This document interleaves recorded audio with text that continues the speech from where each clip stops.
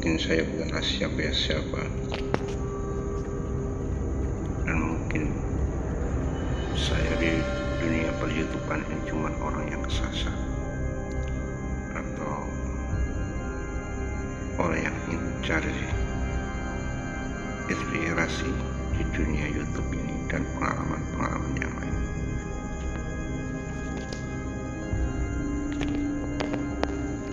Dan kali ini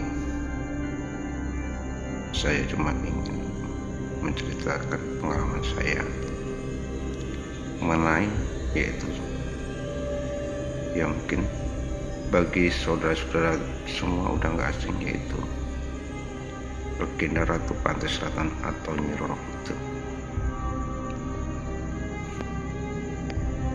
Mungkin banyak versi yang menceritakan siapakah sosok beliau, yaitu Ratu Pantai Selatan. Dan ini adalah versi dari pengalaman saya sendiri.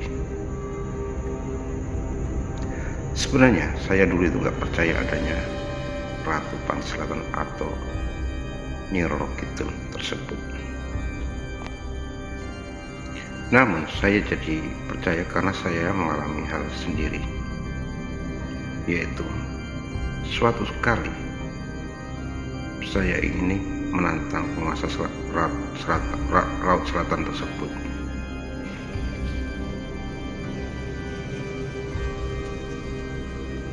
Saat menantang itu, saya itu langsung menuju ke pantai Parangkusumo yang terletak di Kabupaten Bantul, Yogyakarta. Saya menantang beliau waktu itu,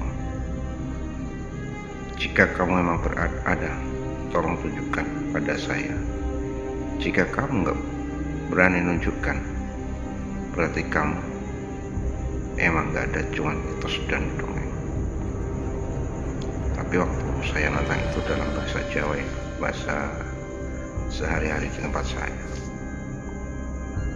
Aku tunggu beberapa saat lama, pokoknya aku tunggu sampai malam lah, harus muncul. Paling enggak itu tanda tuh. Mendadak sekitar jam 2 malam itu, ombak laut itu sepi,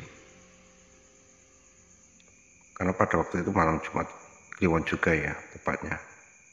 Padahal tadi itu rame banget, tapi karena aku ketiduran, jam 2 malam itu sepi, karena waktu itu saya itu tertidur di pinggiran pantai beralaskan apa itu, koran lah, kalau nggak koran ya kayak itu apa, plastik itu, agak lupa saya. Kemudian aku bangun kok sepi, nggak ada orang sama sekali. Tapi saya ya mungkin udah pada pulang, padahal harusnya sampai pagi, biasanya ramai Jumat Kliwon itu. Mendadak itu di tengah samudra itu kayak ada cahaya cahaya bulat, kayak bulan purnama gitu loh. Kayak bulan purnama itu naik ke permukaan secara pelan-pelan. Di dalam bulan purnama itu kayak bulan purnama, tapi itu bukan bulan purnama, jadi kayak lingkaran gitu loh, tapi bentuknya itu bulat. Di dalam lingkaran itu ada sosok perempuan yang pakai kebaya, baju Jawa lah, tapi nggak kelihatan jelas, wong gelap ya. Dia itu naik dari permukaan itu, naik dari permukaan air laut itu naik. Karena zaman waktu itu belum ada HP Androidnya, masih HP ceritat gitu, masih HP tulit, jadi nggak bisa aku dokumentasikan. Itu naik ke atas. Tapi kalau menurut orang itu pakai kereta kencana atau yang lainnya. Tapi kalau ini kayak bulatan itu, seperti pokoknya sebesar bulan purnama itu, naik dari apa ya, dari samudra itu naik ke atas, terus ke atas hingga nggak kelihatan, tertutup mega-mega. Dalam hati saya, apakah ini yang dinamakan Ratu Selatannya? Tapi kata orang pakai kereta kencana, tapi kok ini bulan, kayak bulan, naik bulan terus naik ke angkasa.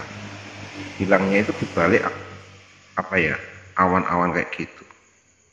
Mungkin saudara-saudara bisa kok kalau ke pantai Parangkusumo itu, kalau laut sama apa ya, sama awan itu jaraknya nggak terlalu jauh.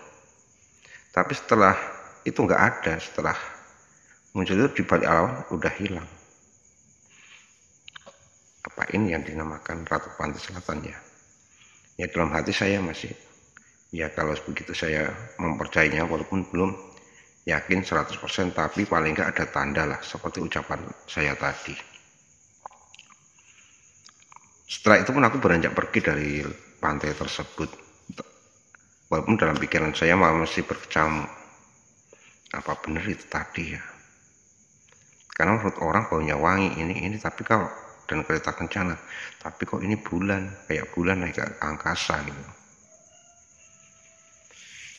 Kemudian aku tertidur juga, pulang sampai rumah tidur, nggak kepikiran lagi lah. Yang pokoknya percayalah, anggap aja dia itu apa ya, ada Ratu Pantai Selatan itu, ada penunggu laut lah.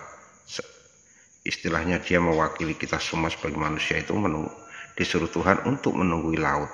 Karena kalau manusia ini disuruh nunggu laut pasti nggak kuat, nggak ada yang kuat. Makanya diutuslah sama Tuhan itu, yaitu Ratu Pantai Selatan atau Ratu Laut Kidul itu untuk menunggui Pantai Selatan. Karena Pantai Selatan sama Pantai Utara beda. Kalau Pantai Utara itu adalah Dewi Lanjar, yaitu saudaranya daripada Ratu Pantai Selatan. Kemudian setelah kejadian itu, aku pun percaya ya, yes, pokoknya percayalah kalau mereka itu ada. Tapi aku ingin menyelidiki secara detail lagi, lebih detail lagi. Sebenarnya itu apa sih yang ada di Laut Selatan itu? Karena kita waktu itu belum bisa melihat kasat mata apa Laut Selatan sebenarnya apa. Karena menurut orang itu sebenarnya kerajaan atau apalah. Saya itu cuma pengen penasaran dengan cerita orang itu. Makanya saya ingin membuktikan dengan mata kepala sendiri, bukan katanya. Setelah itu aku ingin menyelidiki lebih detail lagi, sebenarnya siapakah beliau tersebut. Setelah melakukan perjalanan spiritual, saya kembali ke Pantai Selatan lagi untuk menyelidiki secara detail. Tapi kayaknya ada suara, kamu harus mandi membersihkan diri kalau ingin menemui saya gitu. Istilahnya umbah-umbah lah, kalau waktu itu dalam impiannya itu umbah-umbah, aku itu cuci baju. Kemudian setelah itu, tapi aku bisa maknai arti mimpi itu, kalau kita cuci baju berarti kita suruh bersih-bersih. Kemudian saya pergi dari Parangkusumo itu menuju sebuah sendang yang berada gak jauh dari Parangkusumo, namanya Sendang Weji. Di situ saya menepi sekitar 2 minggu lebih. Istilahnya apa ya? Ya saya di situ puasa, nggak punya uang ya, nggak makan, nggak minum, nggak tidur. Paling minumnya kalau ada orang ngasih, makannya juga ada orang yang ngasih. Kalau nggak ada orang yang ngasih ya nggak makan. Terus saya ngaji, sholat di situ untuk membersihkan diri tersebut. Setelah kurasa cukup membersihkan diri tersebut, saya pun berjalan dari Sendang Weji itu menuju ke utara. Karena sesuai dengan petunjuk itu aku suruh berjalan ke utara. Nyampailah saya di kota Semarang ini. Waktu itu saya di kota Semarang belum punya teman siapapun ya. Kemudian saya di Semarang punya teman atau kenalan yang aku bisa ajak ngobrol dan sebagainya. Sampai sekarang teman itu masih ada, bahkan seperti saudara.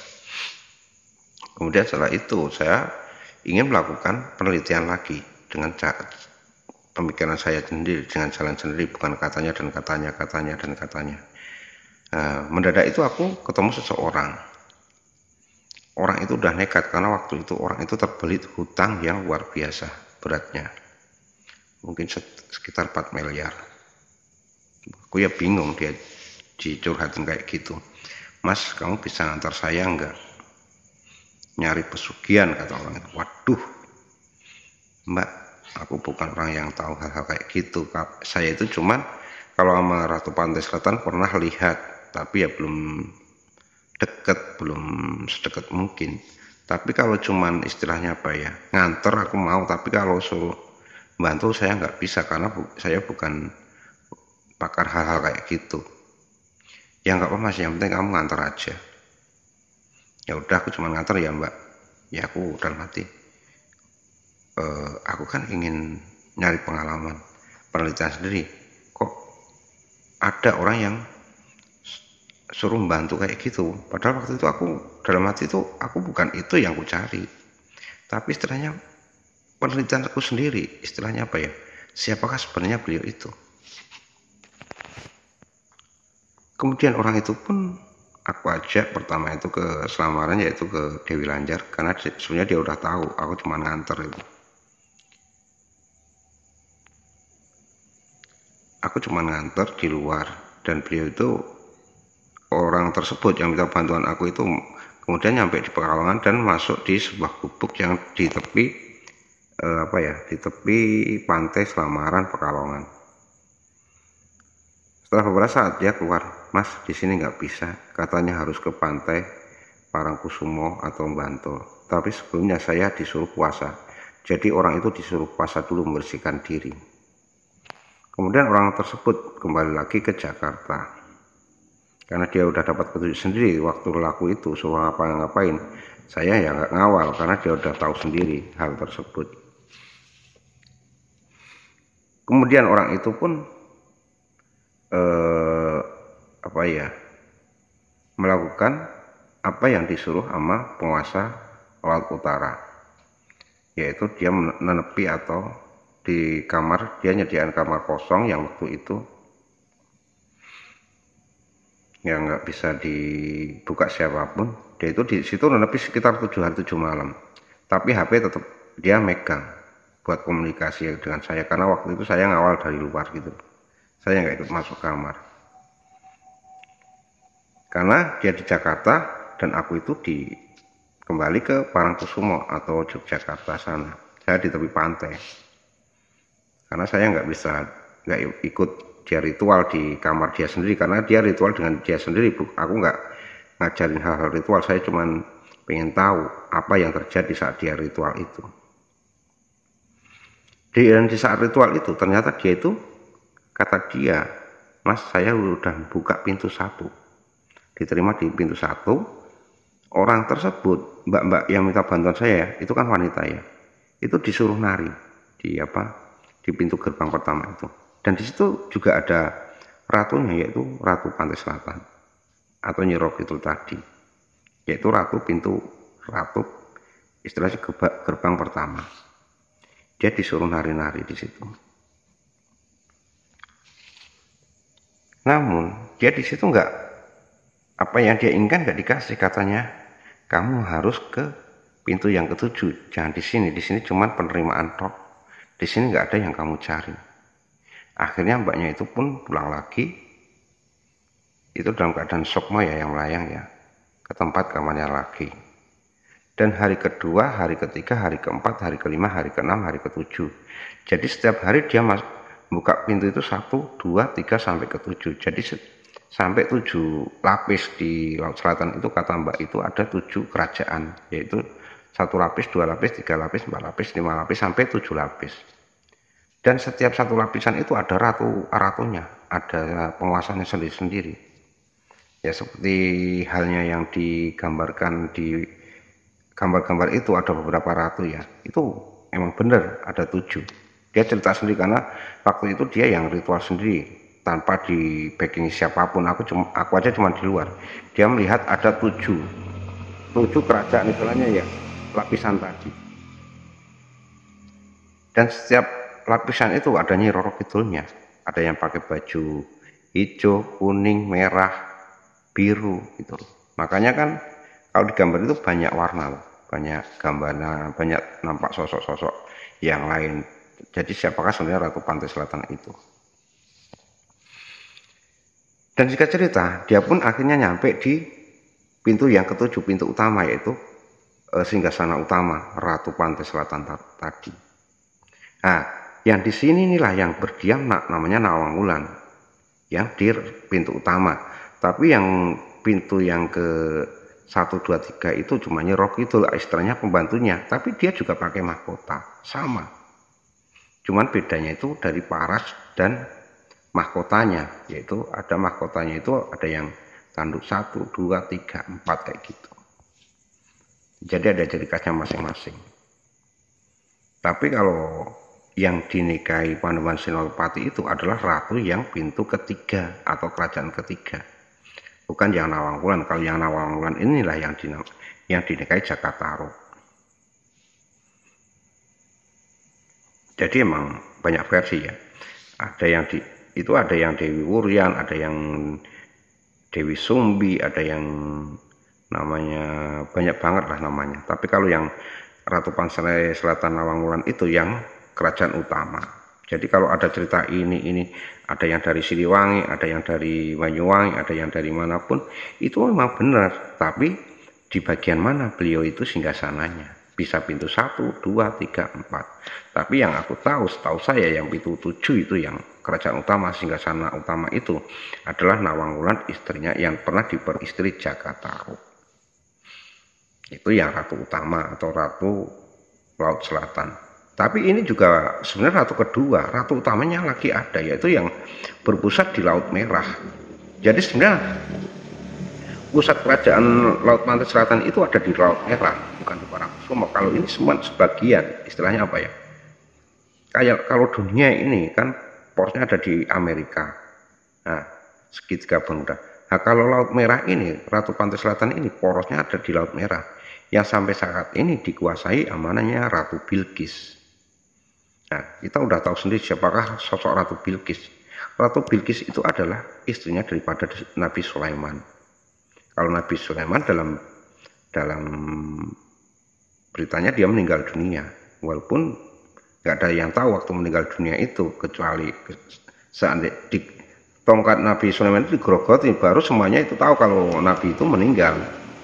Hanya Nabi Sulaiman yang meninggal. Tapi istrinya Ratu Bilqis kemana? Kan nggak ada ceritanya dalam hal itu. Nah, makanya Allah ditugaskanlah sama Allah Ratu Bilqis itu untuk menunggui Laut Merah. Nah, jadi Laut Pantai Selatan, Laut Jawa itu masih nyambung sama Laut Merah. Jadi Nawang Wulan itu masih di bawah kekuasaan Laut Merah atau Ratu Bilqis. Nah, sebenarnya kayak gitu sih. Itu yang aku dapat dari pengalaman itu. Dan juga Ratu Pantai Selatan yang benar Nawang Wulan sebenarnya itu nggak jahat. Dia nggak pernah minta tumbal ataupun apa. Karena waktu ketemu Mbak yang minta apa ya, yang minta bantuan tadi, itu dia cuma dinasehatin, diwejah, nggak dikasih apa-apa. Dia minta pesugihan pun nggak dikasih kekayaan harta benda itu, nggak, cuma dikasih nasihat jalan keluar, usaha apa yang cocok buat kita gitu. Karena apa ya, kadang manusia kita ini kan apa ya, bingung sama usaha ini, takut ini takut kan. Dia udah kesana gagal. Nah, dia itu dapat wejangan daripada Ratu Pantai Selatan yang jelmaan dari Nawang Wulan itu, yaitu sebuah pemikiran, kamu harus usaha ini, jalani segini. Jadi kayak nasihat atau istilahnya saran-saran gitu.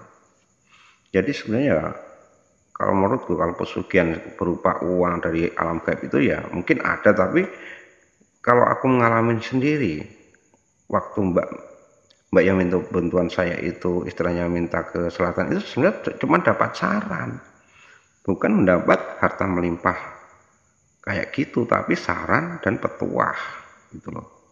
Makanya kadang-kadang aku juga gimana ya, sebenarnya Ratu Pantai itu nggak jahat sih, dia baik hati sebenarnya, dia juga ibadah kok. Cuma kadang-kadang masyarakat karena belum banyak yang mengenal, istilahnya menyalahkan dia, inilah karena dia pun sebenarnya gimana ya, kalau kita difitnah kayak gitu kita juga sakit ya. Jadi di kesempatan ini aku cuma ingin menginfokan hal tersebut sebenarnya, biar kita itu ya gimana ya, menghargailah, menghormati. Dia itu nggak minta kita apa-apa, cuma menghormati, menghargai. Dan istilahnya apa ya, jangan meremehkan apa aja yang ada di alam, kayak yang ada di gunung, di laut, di sungai, di lembah, semua itu pasti ada. Kita jangan meremehkan hal-hal tersebut, karena apa? Akibatnya fatal gitu.